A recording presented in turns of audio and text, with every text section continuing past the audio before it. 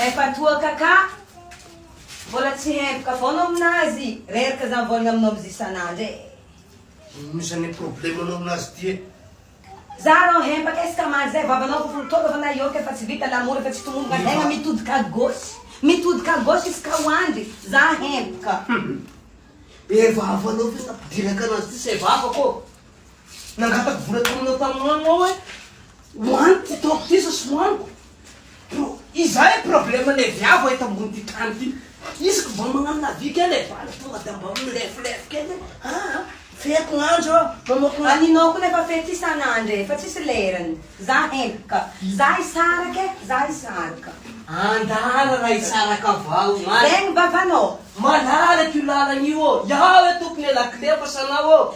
Za itandray magnapodipody za mandeha volagna mifogno za fa tsy gaka za fa tsy pody e. Ndreo avy amin'eo e valilako zany, sesaky loha zany. Zegny vavanao. Izy toa valy, izy toa. Za fa izy za Any moramora Angana! Anao moa Jafara découverte zany. Kanilava be vava valy. Kalmeo avao kalmeo. Sisy idiriny découverte ty raha ty zafady. Sisy Vale. idiriny découverte ty raha ty. Sanegna hoe magnary vady tanora valy. Ha! Mbola be dia be mesa mesa aminato valy mbola magnome toko mbola ny ampeto magnome toko ana io. Alausa, eo Ya.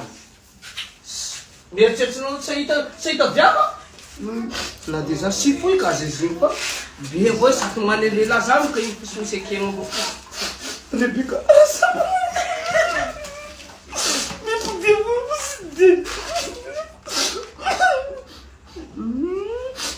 Soleny misaraka teo.